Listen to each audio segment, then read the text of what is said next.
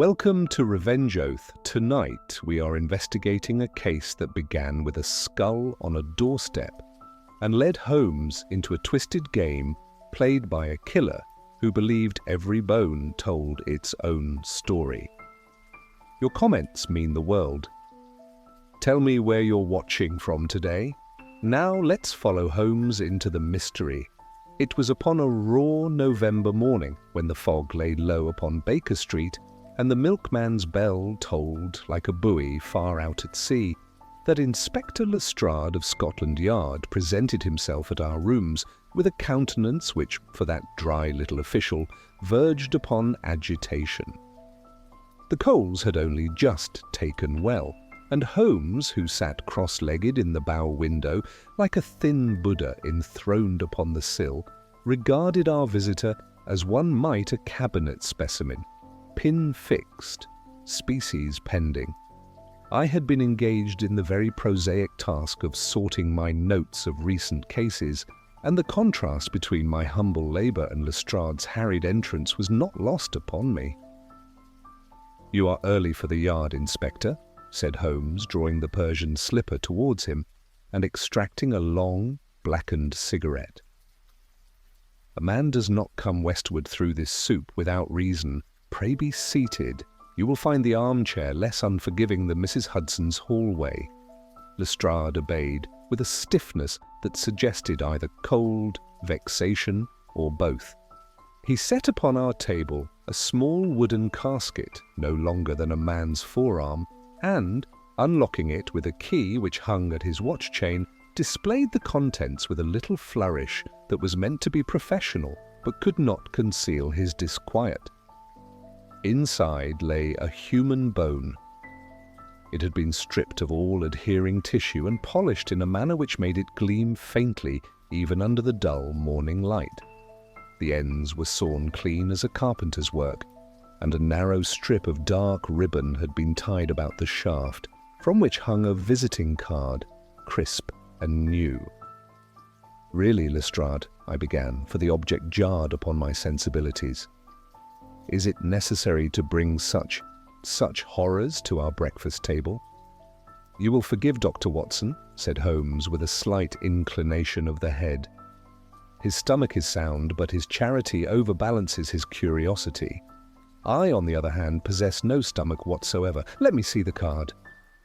Lestrade handed it across without protest. Holmes held it delicately by the corners and did not immediately read the name.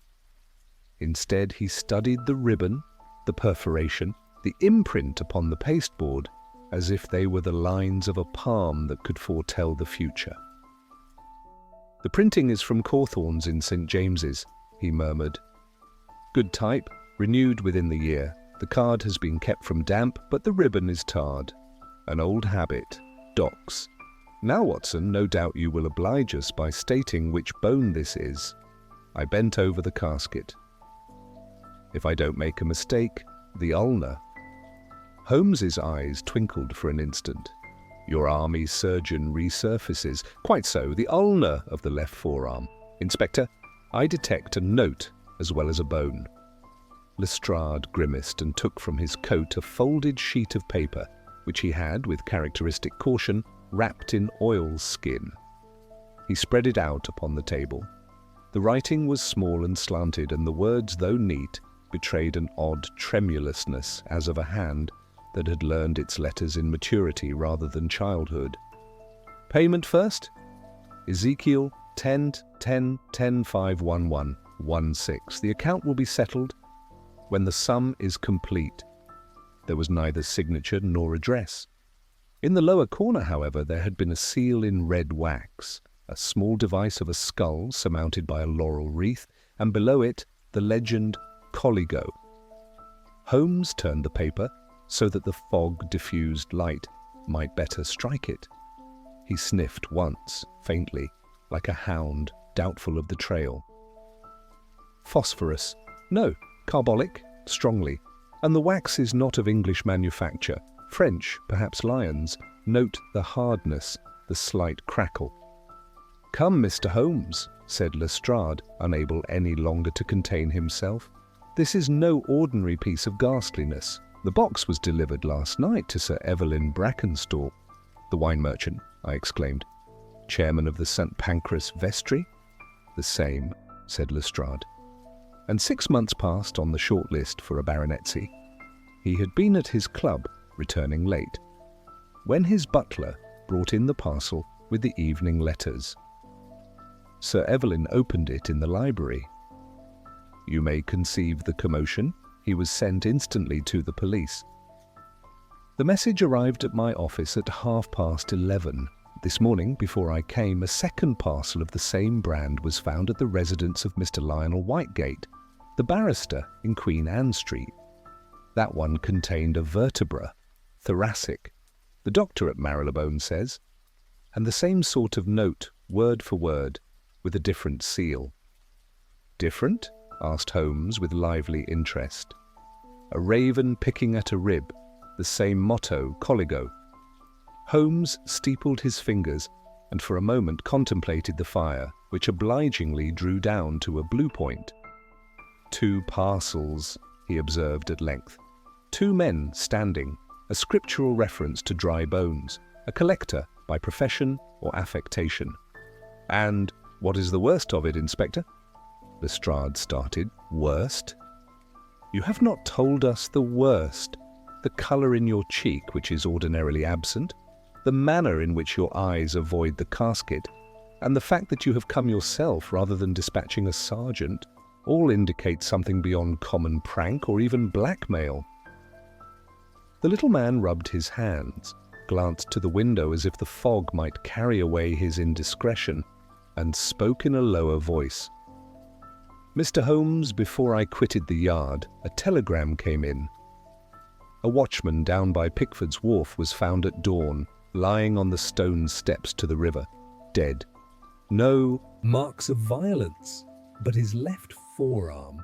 Lestrade looked involuntarily at the polished ulna in our box. His left forearm was wanting, cleanly taken at the elbow, and there's precious little blood.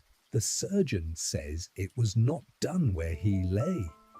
Holmes did not start. He never started. He only let the breath he had been idly playing with escape in a thin sigh. And the name of the watchman? Thomas Keel, a steady man by all accounts. He had a wife in Rotherhithe. Ah! Holmes leaned forward, his chin upon his drawn-up knees. So our bone collector pays his instalments from the living as well as the dead. Is there anything else to declare, Inspector? Lestrade hesitated. We searched Keel's hut by the riverside. A heap of shaving, some tarred cord, a sailor's reef knot left tied in a length of it. Common enough. A few match stubs of the old kind, and this. He produced from his pocket a crumpled railway ticket of a pinkish hue. District Railway, Temple to Blackfriars. The date is yesterday. Holmes took it and smiled in that cold, satisfied way which meant he had seen something that we had not. Your men were commendably thorough. You omitted only to note that the ash in Keel's hearth was of a Trichinopoly cigar, not the bird's eye tobacco he otherwise smoked, and that the tar upon your ribbon bears the odour of red lead besides, but we shall have time for such trifles. You have, I gather, informed neither Sir Evelyn nor Mr. Whitegate of poor Keel's condition? Lestrade shook his head. No, Mr. Holmes, we are at a loss on how to proceed. Is it a threat, a warning, a demand for money? There's no sum named. And the verse? Ezekiel, I said. The Valley of Dry Bones. Quite so, Watson. Holmes's eyes had that far-off gleam which made a man feel as though his own skull were as transparent as a lantern. Bones which are numbered and set in order. Sinews and flesh and breath in them at the word of a prophet. A grotesque conceit for a city ruffian, but not beyond the humour of a scholar run to seed or an anatomist with poetry where he ought to have hygiene. He slipped down from the window as lightly as a cat.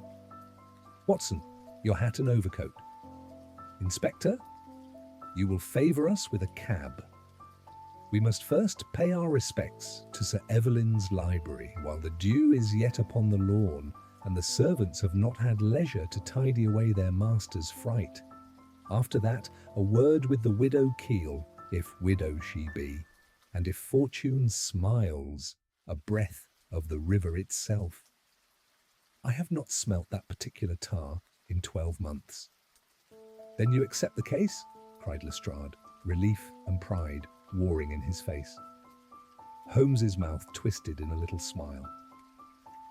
My dear Lestrade, you have already placed it in my hands.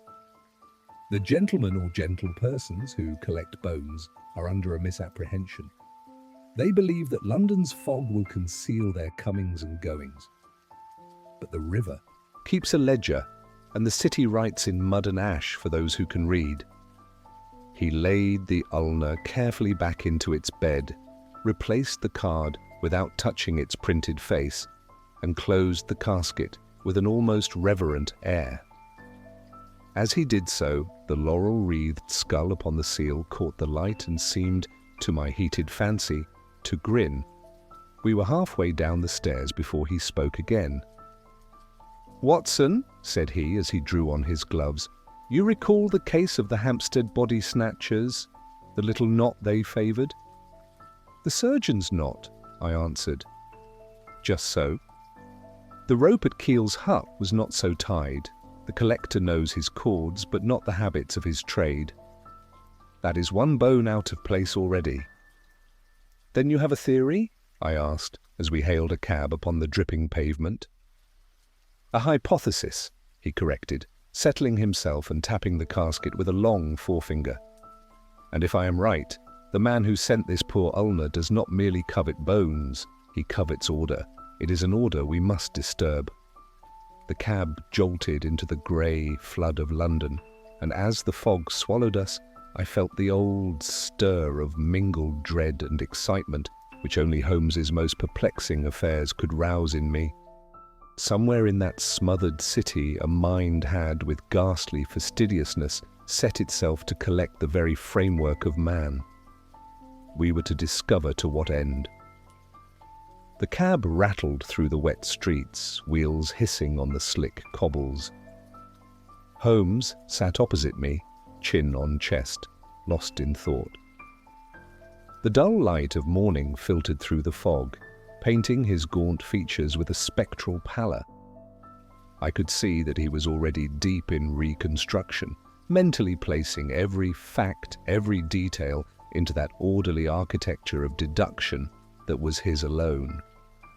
We arrived at Sir Evelyn Brackenstall's residence in Bayswater, a fine old house standing back from the street behind iron railings now beaded with mist. The butler, a pale and anxious man, admitted us immediately upon the inspector's card. He led us to the library, a long oak-panelled room smelling of tobacco and leather, where the morning's terror had played itself out. The box, it appeared, had been delivered by special messenger about 9 o'clock the previous evening. Sir Evelyn himself, a florid man of 50, with a heavy jaw and prominent eyes, received us. He was not entirely sober, though he had clearly made an effort at composure. The wooden casket lay where it had first been opened, on the great desk near the hearth. Its lid was ajar, and the air of the room seemed tainted by the presence of that ghastly relic within. "Mr. Holmes, this outrage must be stopped," he began, striking the desk with his palm. "Some maniac is threatening gentlemen of position, first myself, then Whitegate, now, good God, a watchman murdered. It's abominable."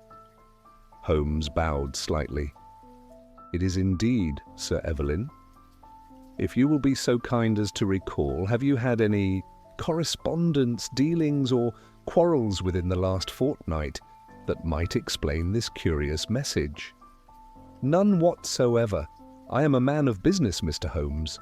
My firm has shipped wines and brandies for 30 years without scandal. I have enemies, no doubt, all men of success do, but bones, sir. And scripture verses, it's lunacy." Holmes said nothing, but walked slowly about the room, his keen grey eyes missing nothing, He bent over the writing desk, examined the surface with his lens, then the carpet beneath. A minute later, he stooped to the hearth where a pile of half-burnt letters lay. "You have been destroying papers, Sir Evelyn?" he asked. The man started. "Old bills, nothing more." I was anxious, perhaps foolishly, that this matter might give rise to gossip. Holmes smiled faintly. "Bills seldom bear the scent of sealing wax. These fragments, however, do. You will pardon me if I preserve one for my collection." He slipped a small scrap into his pocketbook before Sir Evelyn could object. As we prepared to depart, Holmes paused by the window. "Your servants who brought the box?" "The butler received it. He says a messenger in a black coat left it at the door. No name, no word." The man vanished into the fog before the butler could question him. Holmes's expression sharpened for the briefest instant. "The fog," he murmured, "is the ally of the collector. He moves unseen and London obliges him." Then abruptly he turned. "Watson, to Queen Anne Street. We must see Mr. Whitegate before the press begins to meddle." In the cab again I ventured. "You suspect some connection between these two gentlemen, Holmes?" "Not merely a connection," he replied. "A symmetry. Observe. Both men are respectable, prosperous, of similar age. Their names appear together upon the subscription list of the London Anatomical Society, which I happened to recall from the newspapers 2 months ago. It was there that an obscure French lecturer, one Auguste Duret, spoke of reconstructing the human skeleton from individual specimens, an idea both ingenious and grotesque. I wonder if our collector took him literally? At Queen Anne Street, Mr. Lionel Whitegate received us in markedly different fashion. Where Brackenstall had blustered, Whitegate was cool and sardonic. A thin man with dark, reflective eyes and the manner of one who measures every word. "Yes, I received my own token," he said lightly. "A vertebra, was it not? My man nearly dropped it in horror. I am less impressionable, Mr. Holmes, but I confess the coincidence troubles me. Poor Brackenstall and I served together on the same charitable board. Funds for anatomical study, as you may have heard." Holmes inclined his head. "I had indeed." Whitegate regarded him curiously. "You think this is connected?" "I think nothing as yet," Holmes returned. "But I have observed that collectors of art, of curiosities, of bones are seldom content with half their set." Whitegate gave a short laugh. "A grim jest, sir. If our phantom collector seeks a full skeleton, he has some work yet to do." Holmes's gaze was fixed upon a side table where an opened cigar box lay. He moved towards it with that feline precision of his and picked up a half-smoked Trichinopoly. "You favour this brand, Mr. Whitegate?" "Occasionally." Holmes nodded. "And the tar upon your lamp cord, red lead composition, I perceive." "Curious. One meets it nowadays only among shipwrights and wharfmen. Have you visited the river of late?" The barrister's tone chilled. "I have chambers at the Temple, Mr. Holmes. That necessitates crossing the embankment. But if you imply that I frequent docks or river taverns, you are mistaken." Holmes bowed, unruffled.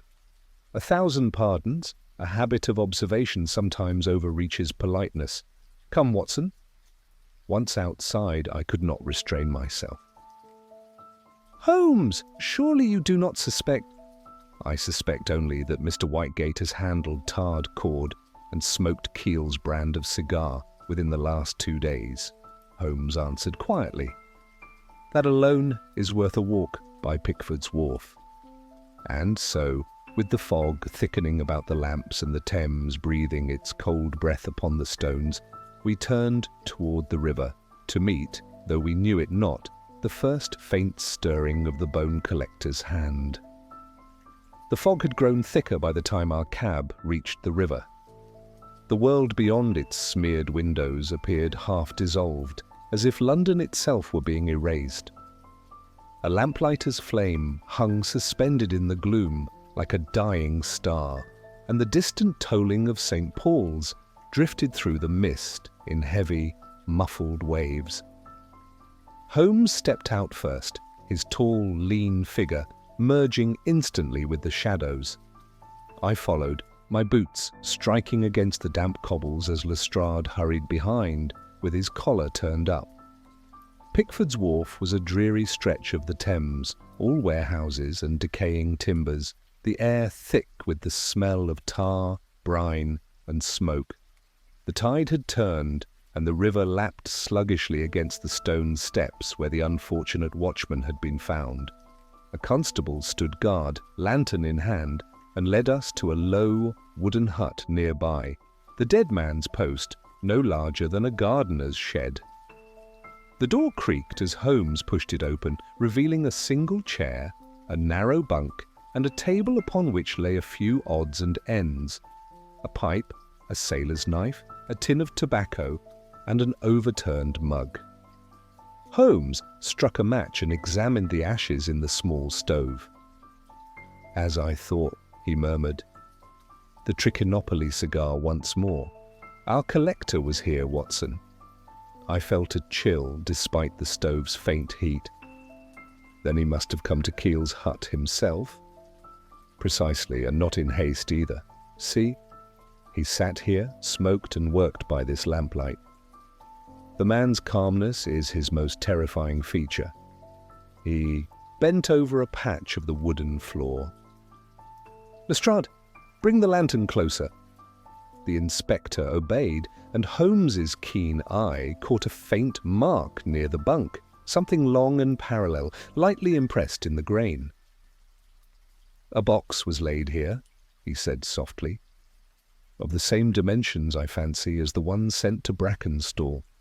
You see the smudge of tar at the edge, our craftsman's touch."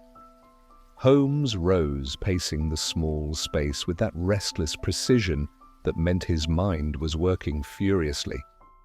Keel's arm was removed with a clean instrument, likely in a place with proper light and implements. Yet the man was carried back here to the wharf. The lack of blood tells us that the operation was performed elsewhere. Lestrade, how long between the man's disappearance and the discovery of the body? "About 5 hours. He was last seen by the dock watch at midnight."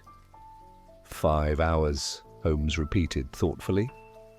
"Enough time to cross to the south bank and return unnoticed. And the tar, red lead, such as is used in ship repairs. Our collector has maritime connections. Watson, recall the ribbon upon the first parcel?"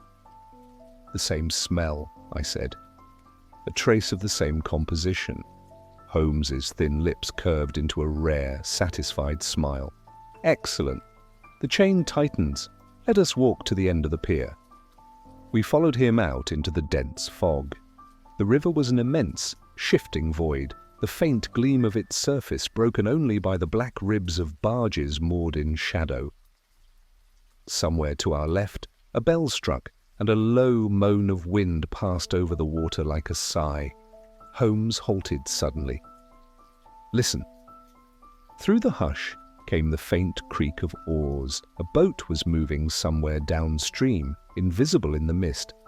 For a moment we stood motionless, then, as if on cue, the boat's lantern flickered once, twice, and went out. Holmes's voice was barely above a whisper. "There, Lestrade, do you mark the spot? A signal, perhaps, a code between accomplices. There is a method in every movement tonight." We waited, but no other sound came. Holmes turned away sharply. "We can do no more here, but tomorrow, when the tide shifts, we may find what the river has chosen to give back. In the meantime, I must examine Sir Evelyn's burned papers and the fragments of sealing wax more closely. I suspect our collector's identity lies in the handwriting of a single letter that was never meant to be destroyed." As we made our way back through the mist, I ventured, "You spoke earlier of symmetry, Holmes. Do you mean these men were chosen because of some common bond?" He gave a faint hum of approval. It is the most important clue. The collector is not a madman choosing victims at random. He is compiling, assembling something precise. Brackenstall, Whitegate and Keel each supply a part, figuratively or literally. The first two represent intellect and wealth, the patrons. The third, the labourer, provides material. A morbid trinity of sorts. If I am not mistaken, our collector is not finished. The fog thinned for a moment, revealing the faint gleam of the river behind us. Holmes stopped, his face pale in the dim light. Mark my words, Watson. Before the week is done, another bone will be sent, and this time it may come from someone who has not yet drawn their last breath. He said no more until we reached Baker Street. Once inside, he threw off his coat, knelt before the fire, and drew the scrap of paper he had rescued from Sir Evelyn's hearth. The edges were scorched, but the ink was still legible, a fragment of a letter written in neat, foreign hand. He read it aloud, his tone low and deliberate. Remains are ready for transport once the final specimen is procured. The collection will at last be whole. Holmes looked up, his eyes gleaming with cold light. The bone collector, Watson, is assembling a masterpiece. But the question remains, of what and why? Holmes held the burnt fragment closer to the flame, the faint ink glistening where the heat drew moisture from the paper. The words shimmered, fragile but unmistakable. Once the final specimen is procured, he murmured. That, Watson, is not the phrasing of a murderer. It is the notation of a curator. He rose abruptly, began pacing before the hearth. A collector, yes, but of what design? We have bones sent to patrons, a workman's mutilation, and the invocation of Scripture.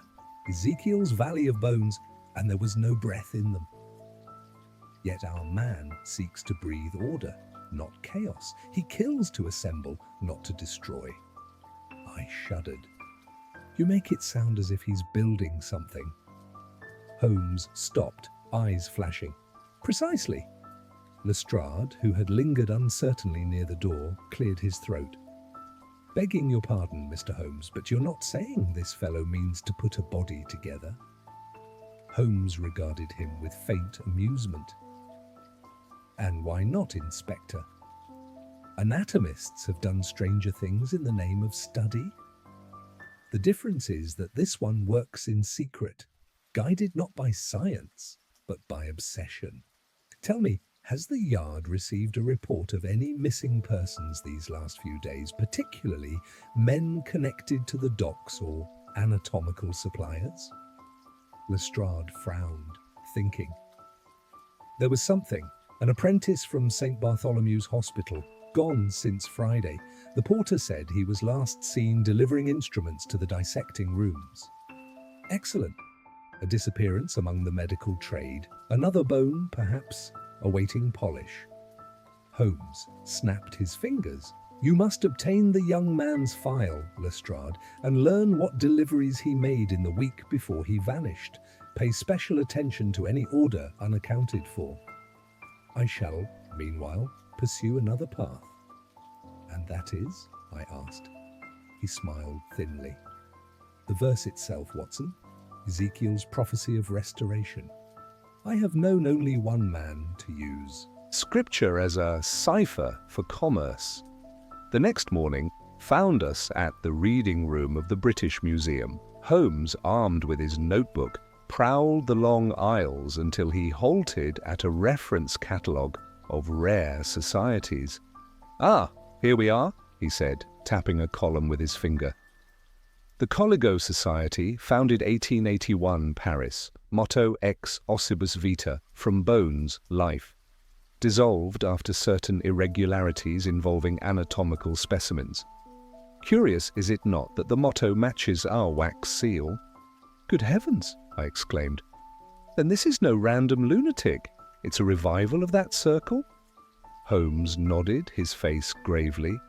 Indeed, the Coligo Society fancied themselves philosophers of reconstruction, believers that man's perfection could be achieved through the reassembly of the physical form. Their founder, one Dr. Lucien Renaud, disappeared after the police raided his laboratory in Montmartre. It seems someone has taken up his creed again, perhaps even Renaud himself under another name. He snapped the book shut. Come, Watson, we must learn where the wax came from. A single craftsman in London imports that exact composition. By dusk, we were threading through the narrow lanes of Soho, where French shopkeepers and perfumers plied their trades. In a cramped station, the proprietor, a nervous Alsatian, confirmed that the red wax had indeed been sold to a gentleman calling himself Monsieur Duret. Holmes's eyes lit with that electric sharpness I knew so well.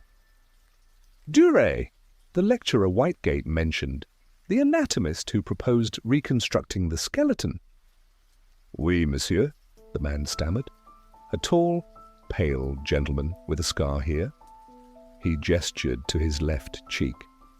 He said he was preparing a great exhibition, an œuvre de vérité. He came twice more for sealing sticks, the last time 3 nights ago. Holmes placed a coin upon the counter. You have rendered invaluable service, monsieur. If the gentleman returns, you will send word to Baker Street immediately. Outside, he drew his coat tight against the chill. Watson, the shadow lengthens. Duret, or Renaud, has moved from theory to practice. Brackenstall and Whitegate are his patrons. Keel, his supplier. The apprentice, his next subject. He means to complete his creation piece by piece until his ghastly vision stands before him. A hansom passed, wheels clattering, its lantern beams sweeping momentarily across Holmes's face. His expression was hard, the lines drawn tight as wire. We must reach him before the final specimen is taken, he said softly. For when the bone collector's work is complete, Watson, it will not be the dead we need fear, but the thing he means to awaken. The night pressed heavily upon London, and even the gaslights seemed to burn with a reluctant glow, as though the city itself shrank from what Holmes pursued.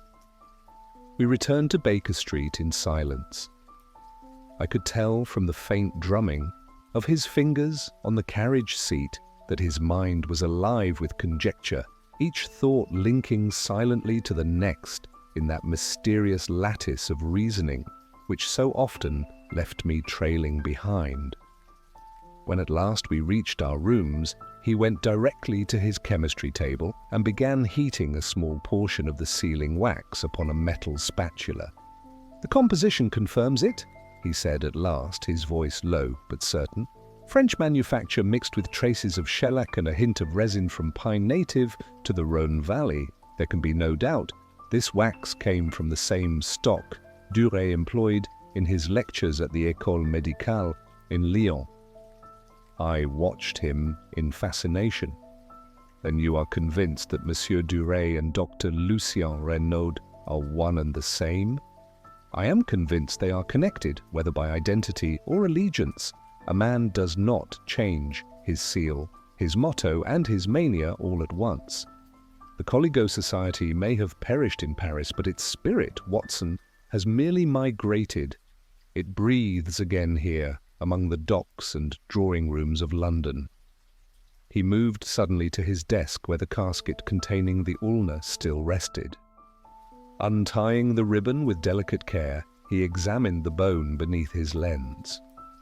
Note the polish, too fine for casual handling, achieved by pumice and oil. And here, faintly, the impression of a letter, scratched with some fine instrument. An R, perhaps, or the tail of one. I suspect each bone bears a mark, though hidden from untrained eyes. Our collector signs his work. The clock struck midnight. Holmes straightened, the gleam of resolve in his gaze. "Watson, fetch your coat. The river is not done speaking tonight." We drove once more through the mist-drowned streets, the horses' hooves clattering in ghostly rhythm. Holmes directed the cab toward the southern bank, near Rotherhithe, where Keel's widow lived in a narrow terrace facing the water. A single candle glowed faintly behind the drawn curtain of the small dwelling. The woman who answered our knock was pale, her eyes red-rimmed from weeping, but she invited us in without hesitation when Holmes presented his card. "My husband was a good man, sir," she said, her voice trembling. "Never drank, never troubled no one. He worked hard, he did, and now they've taken him, and for what?" "For his arm, madam," Holmes said gently, yet the words struck like a blow. "And perhaps for more than that." She flinched, clutching at her shawl. "There was a man," she whispered. "He came last week asking after Tom, said he was from the hospital, needed someone strong to help lift crates at night. Said they paid well. Tom agreed, though he said the man gave him a queer feeling." Holmes leaned forward. "Can you describe him?" "Tall, thin, pale as milk, wore gloves even indoors, spoke soft like a foreigner." "Duret," Holmes muttered. "Or one of his disciples." "Did your husband mention where he was to meet this man?" "At the old warehouse by Jacob's Stairs," she said, hesitating. "Down by the water." Holmes rose at once. "You have been the most courageous, Mrs. Keel. Your husband's death shall not be without justice. Lock your doors tonight and admit no one." We left her trembling in the doorway as Holmes strode quickly toward the embankment. "Jacob's Stairs," he repeated, half to himself. "A deserted dock, easy access to boats and privacy enough for dissection. If we are fortunate, Watson, we may yet interrupt the completion of our collector's grim masterpiece." The fog grew denser as we approached the river once more. Somewhere close by, a bell tolled the half-hour, its echoes swallowed by the tide. Holmes moved ahead, his lantern hooded, every step silent upon the slick stones. We came at last upon the warehouse, its shutters closed, its door barred, yet from within came a faint, rhythmic sound, as though of metal scraping bone. Holmes's hand rose, commanding silence. Then, with a sudden burst of strength, he thrust the door open. A single lamp burned within, its circle of light revealing a long table littered with instruments, saws, clamps, and sheets of linen. Upon the floor lay wooden crates, some marked with foreign addresses, others half opened to reveal what lay within. The pale gleam of bones, each wrapped with a ribbon and labelled in neat handwriting. Holmes stepped closer, his face unreadable. "The bone collector's gallery," he said softly. "But where, Watson, is the artist?"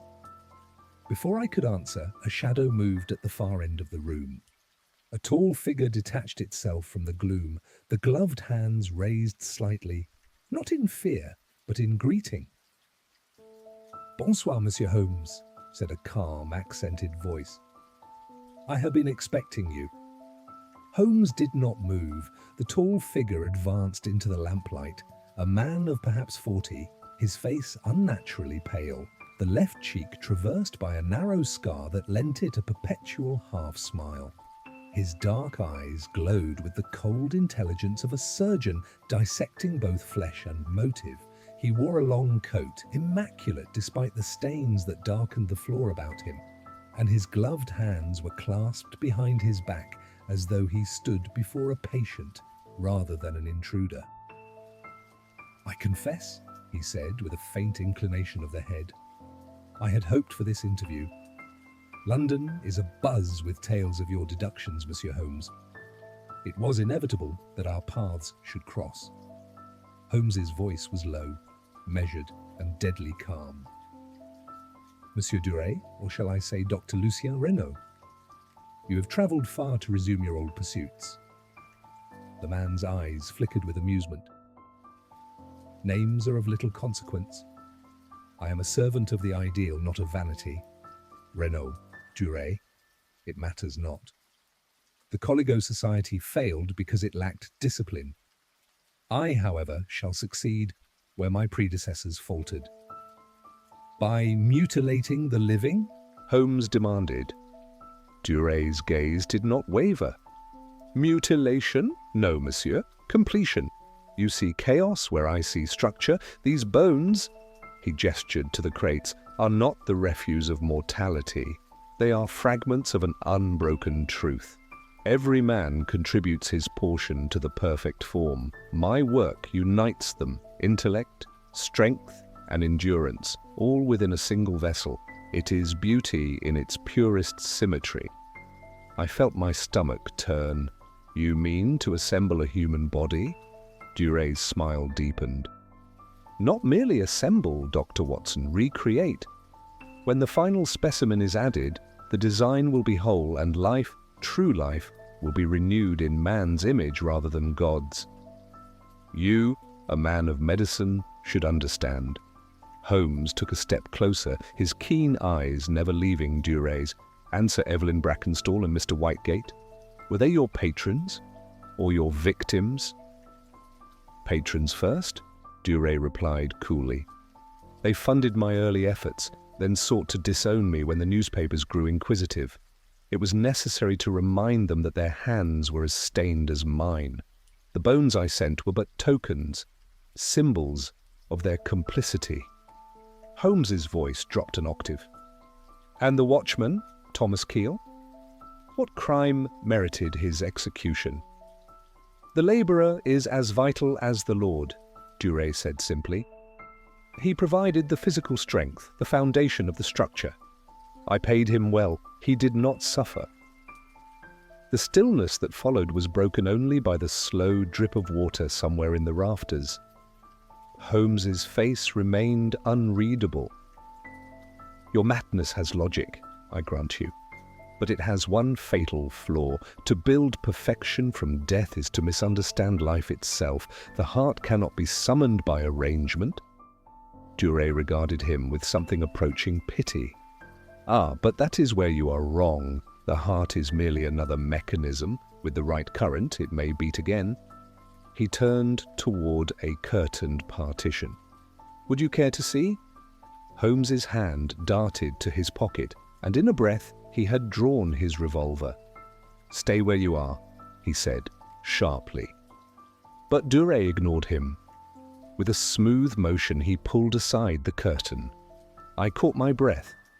Upon a table lay a form, a human frame assembled from bones and sinew, its surface pale as wax, its chest crudely stitched. A mechanism of wires and coils gleamed beneath the ribs, connected to a small dynamo that hummed faintly. It was a grotesque imitation of life, its glass eyes fixed upon nothing, its fingers half-curled as if awaiting command. Duray turned, his voice reverent. Behold, the culmination of the Coligo vision. Tomorrow, when the heart is fitted, it shall move. The spark of life, drawn from man's own mastery, shall replace the divine. Holmes's expression hardened. You have gone beyond crime, sir. You have trespassed upon sacrilege. At that moment, a shout echoed from outside, the unmistakable voice of Lestrade. Duray's eyes flared with alarm. Holmes sprang forward, but Duray moved with startling agility. He flung the lamp from the table. It shattered, plunging the room into sudden darkness. I felt Holmes seize my arm and drag me back as flames licked along the spilled oil. Through the smoke, I saw Duray dart toward a narrow door at the rear of the warehouse. Holmes fired once, the shot echoing like thunder, but it struck the beam above. After him, Watson, he shouted. We stumbled through the smoke into the fog-choked night. Footsteps pounded ahead, swift, uneven, vanishing toward the river. When we reached the quay, there was only the slap of waves and the fading ripple of a departing boat. Holmes stood motionless, revolver in hand, his features stark in the pale light. He's gone, I said hoarsely. Yes, Holmes answered, eyes fixed upon the water. But his creation remains, and it may tell us where he means to go next. Behind us, the flames began to consume the warehouse, sending up a pillar of smoke that mingled with the fog, a ghostly signal to the sleeping city that something unholy had stirred upon its banks. The fire roared behind us, casting a ghastly orange glow across the riverfront. The wind off the Thames drove the smoke low, choking the air with the stench of burning oil and bone. Holmes stood unmoving for a moment, the flames reflected in his eyes like twin sparks of calculation. Then, without a word, he strode back toward the warehouse, waving Lestrade's men aside as they tried to douse the spreading blaze. "Holmes!" I cried. "The structure will collapse in minutes." He turned briefly, his expression set. "Precisely why we must not waste them. The evidence, Watson, the evidence will vanish with the roof if we do not act." Before I could protest further, he was through the smoking doorway, the hem of his coat snapping in the heat. I followed instinctively, shielding my face with an arm. The interior was an inferno. Flames licked at the wooden beams, the air alive with sparks. Holmes moved swiftly to the work table where Duray's monstrous creation had lain. The mechanism was half melted now, its wires coiling like serpents in death throes, but something else caught his attention. A metal canister, scorched yet intact, resting beneath the table. He snatched it up with a rag and thrust it into my hands. "Watson, hold that. A preservation tube filled with ether." The man was keeping something fresh. Likely the final piece he meant to attach. I stared at the canister, a chill creeping through me that no fire could dispel. "Good heavens, Holmes! Do you mean—" But he had already turned toward a row of iron drawers along the wall. The handles burned his fingertips, yet he flung them open one after another until he found what he sought. A packet of papers, protected by oilskin. He tucked it beneath his coat and seized my arm. "That will suffice. Out, man, before the roof comes." "Down!" We burst into the cold air just as the upper rafters gave way, collapsing in a shower of embers. Lestrade swore softly beside us as the building sank into a heap of flame and smoke. Holmes said nothing, merely handed the canister to the inspector. "Handle that with care. Have it sealed at Scotland Yard. It may contain our final clue." Back in Baker Street an hour later, with the first light of dawn pale through the curtains, Holmes sat at his desk, unrolling the rescued documents. They were covered in Duray's meticulous hand, pages of diagrams, formulae, and sketches of skeletal proportions. Some were annotated with strange Latin phrases, others bore measurements beside the names Brackenstall, Whitegate, and Keel. One page in particular caught Holmes's attention. A rough plan of a large chamber, labelled simply Sanctum. "You see, Watson," he said, tapping it with his pipe stem, "this was not a mere workshop. Duray had prepared a second location, a place more secure, where he meant to perfect his final demonstration. This fire was no accident. He destroyed his evidence to delay pursuit." "But where could this sanctum be?" I asked. "Surely the police will search every wharf and cellar along the river." Holmes smiled thinly. "They may search for months and find nothing, for Duray will not be hiding among the docks now. The man sees himself as an artist, not criminal. He will seek an environment befitting his masterpiece, isolated, silent, and untouched by the city's filth. There are but few such places within reach of London." He rose abruptly, crossing to his index of case notes and leafing through a bundle labelled Abandoned Properties. "Yes, here it is. An estate in Surrey, leased under false pretenses 3 months ago by a French gentleman claiming to study electrical phenomena. The caretaker reported the arrival of crates from Paris. My dear Watson, I believe we have found Duray's sanctum." Before I could reply, the sound of footsteps came swiftly up the stairs. Lestrade entered, his face grim, holding the same metal canister we had recovered. You were right, Mr. Holmes. We opened it at the yard, against my better judgment, mind, but I thought you'd wish to know at once. Holmes's eyes narrowed.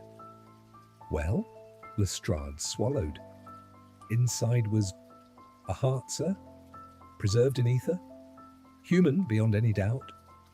For a long moment, no one spoke. Then Holmes exhaled slowly. The final specimen, he murmured. He has everything he needs. His gaze turned toward the pale morning beyond the window, the smoke of the ruined warehouse still faint in the sky. Lestrade, have your men ready by midday. We leave for Surrey at once. If we are to prevent Duret's resurrection, we must reach him before nightfall. And so, as the city stirred to life, we set our course for the countryside, toward the silent house where, if Holmes's reasoning held true, the bone collector waited too.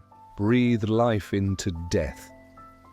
The train carried us south through a dreary morning mist, the world outside reduced to blurred hedgerows and skeletal trees. Holmes sat opposite me, silent, his long fingers pressed together beneath his chin. The faint tremor of the carriage wheels seemed to echo the rhythm of his thoughts. Lestrade, looking pale and uncomfortable, shifted restlessly beside me. None of us spoke until the train began to slow at a rural station marked simply Horsley. Holmes rose. This is our stop. The caretaker's letter placed Duret's property some 2 miles beyond the village at the edge of a neglected wood. We shall proceed on foot. The element of surprise is our only advantage. The road was deserted. Frost still clung to the grass, and the sun's first weak light glimmered through the trees like pale steel. As we walked, Holmes explained what he had deduced from Duret's papers. His notes described the use of galvanic current to stimulate organic tissue. In essence, he sought to imitate the very impulse of life through electricity. The heart found in that canister, I suspect, was meant to serve as the conductor, the final vessel for his experiment. Lestrade gave a low whistle. You mean to say he's building one of them things like Frankenstein's monster? Holmes's expression was severe. Frankenstein was an allegory, Inspector. Duret intends reality. The question is not whether he can succeed, but whether he believes he already has. After an hour's walk, the trees parted to reveal a crumbling gate and a gravel drive half swallowed by weeds. Beyond it stood a manor house, stark and silent, its windows blind and its roof mottled with moss. The air carried a faint hum, an electrical resonance almost too subtle to hear. Holmes paused, listening. He is here, he said softly. Do you feel that vibration, Watson? It is the murmur of a dynamo. We advanced cautiously. Holmes signaled for silence and moved toward the side of the house, where a narrow path led to a basement door secured by a rusted bolt. He drew his revolver, motioning for us to follow, and with one swift motion wrenched the bolt free. The door swung inward with a groan. A rush of cold, metallic air met us, and the faint, rhythmic throb of machinery grew louder. Inside, a flight of stone steps descended into darkness. We followed, the walls sweating moisture, the air heavy with the acrid scent of ozone. At the base of the stairs, a wide chamber opened before us, lit by the eerie blue glow of electrical arcs that leapt between coils and wires strung across the ceiling. In the center stood a platform upon which lay the same monstrous figure we had glimpsed in the burning warehouse, its limbs now complete, its chest rising and falling with mechanical precision. Beside it stood Duret. His face was lit from below by the blue light, and in that ghostly illumination he seemed almost spectral. The heart, glistening red, rested within a glass vessel before him, connected to the body by a tangle of silver tubing. He looked up as we entered, a flicker of triumph in his eyes. "You are too late, Mr. Holmes," he said quietly. "The cycle has begun." Holmes advanced. his revolver unwavering. "Stand away from the table, Dure. End this madness." "Madness?" Dure's tone was serene. "You call it that because you fear what you cannot comprehend. This is no desecration. It is transcendence. I will not raise the dead, Holmes. I will perfect the living." He reached for a switch on the console. Holmes lunged forward, but even as he did, the room blazed with sudden light. A surge of energy roared through the wires, and the thing on the table convulsed. Its chest heaved once, twice, and then a sound escaped it, low and guttural, half breath, half moan. Lestrade swore and stumbled back. I could only stare, frozen, as the creature's fingers twitched and its eyes fluttered open. Glass no longer, but filmed with a dreadful semblance of awareness. Dure stood enraptured, hands raised like a priest before his altar. "Behold," he whispered, "man restored by his own hand." Holmes fired. The bullet shattered the glass vessel, and the heart within burst in a spurt of crimson and ether. Sparks flew, the machinery shrieked, and the light vanished as the dynamo tore itself apart. The creature let out one terrible, strangled cry before collapsing into stillness. Holmes seized Dure by the collar and flung him back against the wall. "You speak of perfection," he said through clenched teeth, "and yet your creation dies the instant it is born. You have murdered 3 men for an illusion." Dure's composure faltered. His eyes darted toward the smouldering apparatus. "No," he rasped. "It lived. For one breath, it lived." Holmes released him, his expression suddenly cold and weary. "And that, Doctor, is one breath more than you deserve." As Lestrade's men dragged the defeated man from the cellar, I turned toward the table. The lifeless form lay silent amid the wreckage, its features mercifully unrecognizable. The blue light faded, leaving only the steady drip of water from the ceiling. Holmes replaced his revolver and looked toward me. "Let us go, Watson. There is no triumph here, only a warning. Man's desire to master life will never lead him back to death." We stepped into the grey dawn once more, the hum of the dynamo still echoing faintly behind us, like a heartbeat that refused to die. We emerged from the cellar into the raw breath of morning, the frost still thick upon the fields, and the faintest wash of pale sunlight trembling above the horizon. Lestrade's men had already secured Dure, who stood between 2 constables, his wrists bound, his face void of expression. The calm that had once seemed intellectual now appeared utterly inhuman. A stillness born of obsession, not reason. Holmes regarded him without a word, only the faint narrowing of the eyes betraying the storm beneath his composed exterior.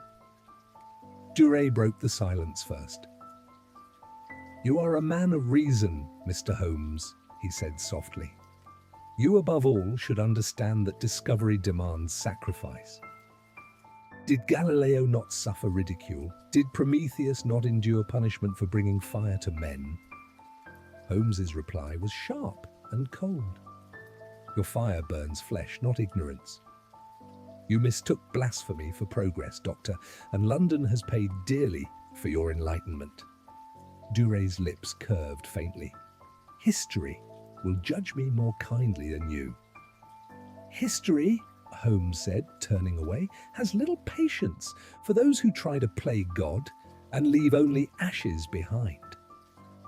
Lestrade gave a signal, and the constables led the prisoner toward the waiting carriage. I expected Holmes to follow, but he remained still, his gaze fixed upon the manor. The smoke from the cellar vent curled lazily upward, mingling with the fog in pale, ghostly strands. "There is something yet unfinished here, Watson," he murmured. "Something that does not fit."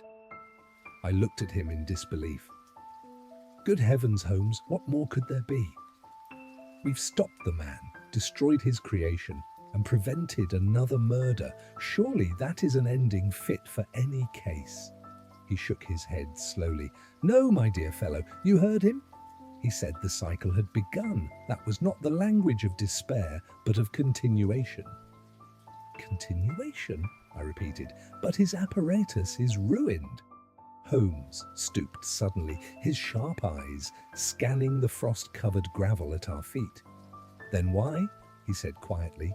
Are there 2 sets of tracks leading to the cellar door and 3 leaving it?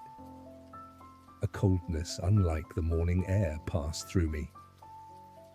You mean there was someone else inside? Holmes nodded grimly. An accomplice, perhaps, a disciple. Duré's genius was not solitary. He lectured, inspired, corrupted. There may have been another who escaped during the confusion.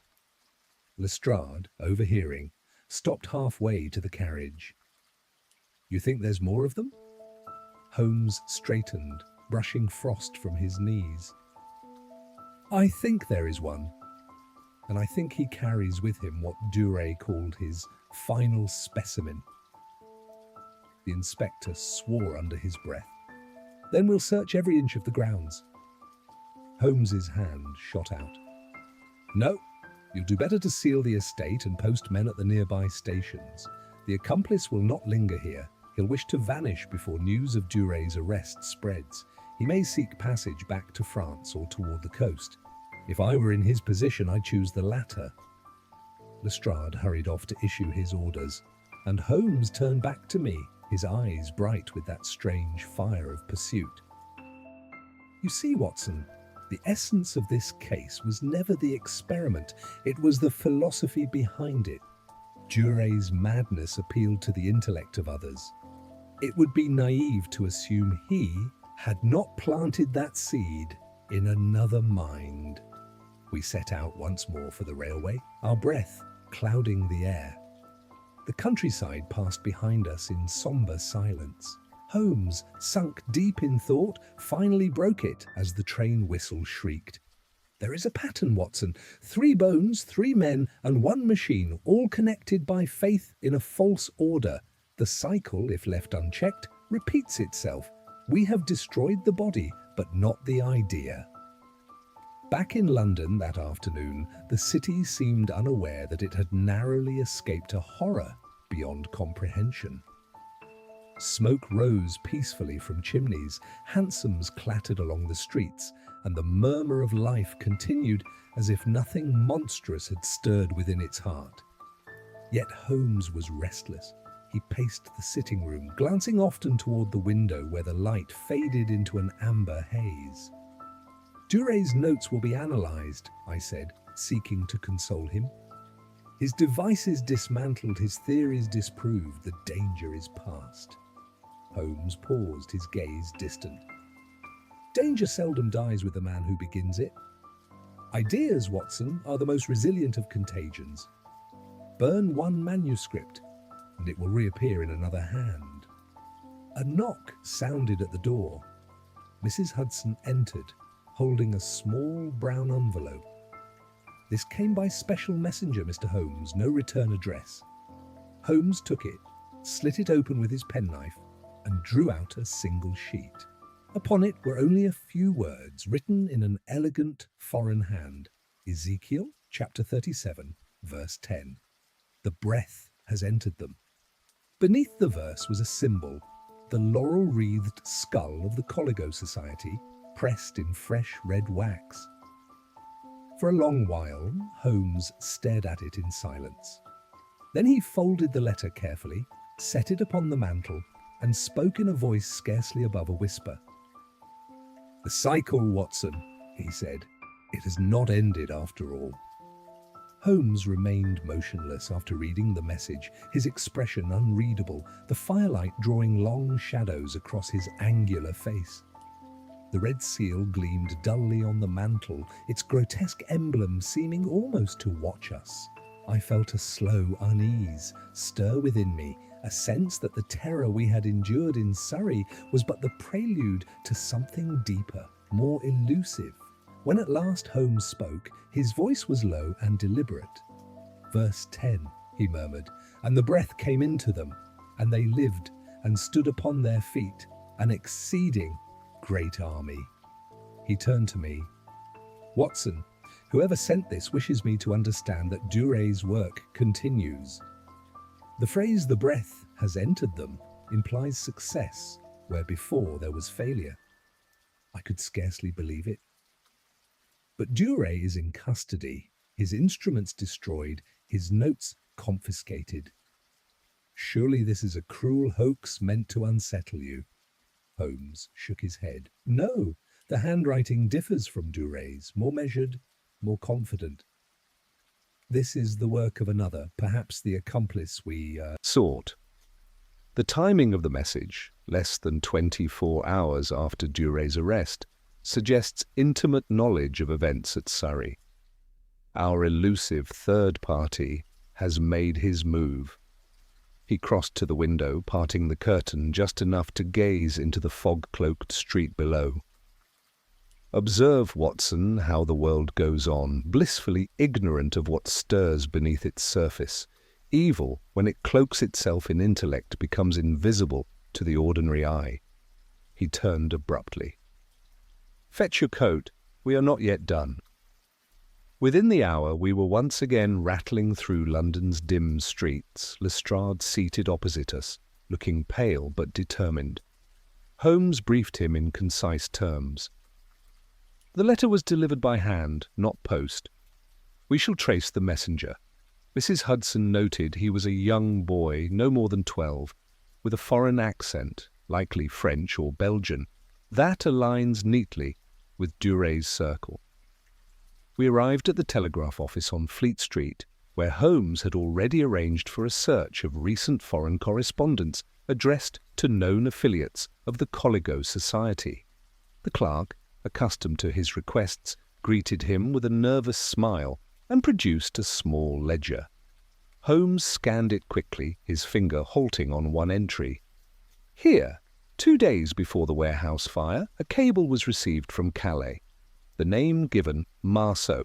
Destination, J. Varden, 17 Blackfriars Road. Varden? Lestrade repeated. That's not a Frenchman's name. No, Holmes said, his eyes alight. But it may be an English convert to Duret's cause, a man with access to resources here, capable of continuing the work while his mentor was distracted. He snapped the ledger shut. Come, we will pay a visit to Blackfriars. The address proved to be a modest workshop tucked beneath the arches of the railway bridge. The shutters were closed, yet from within came the faint hum of machinery. Holmes gestured for silence. Lestrade signalled his men, who moved into position at either end of the narrow alley. With a swift kick, Holmes forced the door. Inside, the air was warm with the smell of oil and ozone. At first glance, the room appeared empty, but on a workbench near the far wall stood a glass cylinder filled with some faintly luminescent fluid. Within it floated what at first seemed a man's torso partially formed, the skin pallid and translucent. A network of copper wires pulsed faintly beneath the surface. Holmes's eyes hardened. So this, he said quietly, is the breath they claim has entered. A shadow moved behind the machinery. Holmes spun, revolver raised, as a man stepped into view, gaunt, spectacled, with the trembling composure of one long accustomed to fear. "Don't shoot!" he cried. "I'm not one of them." Lestrade seized him by the arm. "Your name?" "Jonathan Varden," he stammered. I was Duret's assistant. I only meant to complete the experiment, to prove it. Could work. He promised salvation through science, not horror. Holmes's gaze pierced him. "And yet you built this." Varden's voice cracked. "It lives. For an instant it moved. The heart within it was not human, it was mechanical. Duret's vision was flawed, I corrected it. He sought to master death, I sought to transcend it. Don't you see? It's evolution." Holmes stepped closer, his revolver unwavering. "What I see, Mr. Varden, is another mind devoured by the illusion of perfection. You have traded one master for another, the same madness dressed in new reasoning. He gestured toward the cylinder. End it! Varden hesitated, then pressed a trembling hand to a switch. The hum faltered, the light dimmed. Bubbles rose within the fluid as the form inside stilled completely. A faint sigh escaped the machinery, as though the ghost of a breath had been released. Holmes lowered his weapon. "Seal the workshop, Lestrade. Let science sleep for once." As we emerged into the night, the wind swept along the bridge, carrying with it the distant toll of a church bell. Holmes paused, his eyes turned toward the dark river below. "Watson," he said softly, "we may have extinguished one flame, but there will always be another ready to burn. Man's ambition is a restless tide. It cannot help but reach for what lies beyond the shore, and drown there."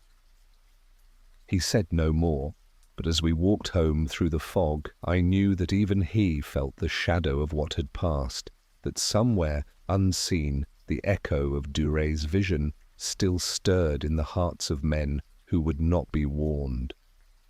The following morning dawned cold and windless, as though London itself held its breath. The fog had lifted, revealing the city in all its weary sobriety, the towers and chimneys standing like sentinels over a populace blissfully ignorant of how narrowly it had escaped a grotesque awakening. I awoke to find Holmes already at the breakfast table, his pipe sending thin blue spirals toward the ceiling. Before him lay the morning paper, folded neatly beside the remnants of his coffee.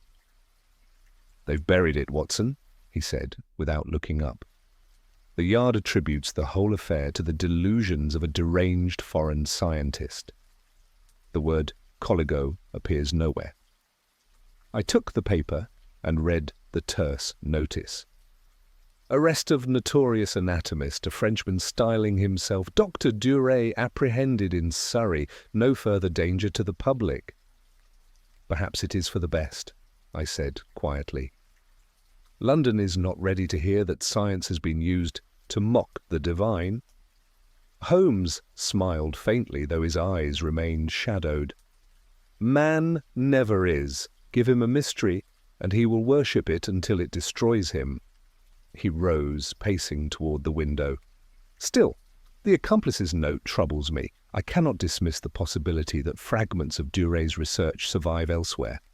Knowledge, once lost, is seldom buried again." I saw that the strain of the past days had left its mark upon him. He was pale, even for Holmes, and his movements bore a restless energy that bespoke a mind unable to rest upon its triumph. I ventured to say, "You did all that could be done. The laboratory is sealed, the papers secured. Duray's so-called disciples will scatter now that their leader is undone." Holmes turned, the light from the window striking across his sharp features. "Yes, perhaps they will. But do you know, Watson, what remains most curious to me?" "What is that?" "The preservation of the heart," he said softly. "It was no common organ. The tissue was reinforced with silver wiring, and the structure showed an unnatural resistance to decay. It was Duray's masterpiece, and yet it was not destroyed with his machine. Lestrade delivered it to St. Bartholomew's for examination." A chill passed through me. "Surely you don't think—" He raised a hand. "Peace, my dear fellow. I think nothing until I have seen it." Later that day, we made our way through the corridors of St. Bartholomew's Hospital. The great stone halls echoed with the measured tread of nurses and the distant hum of medical discourse.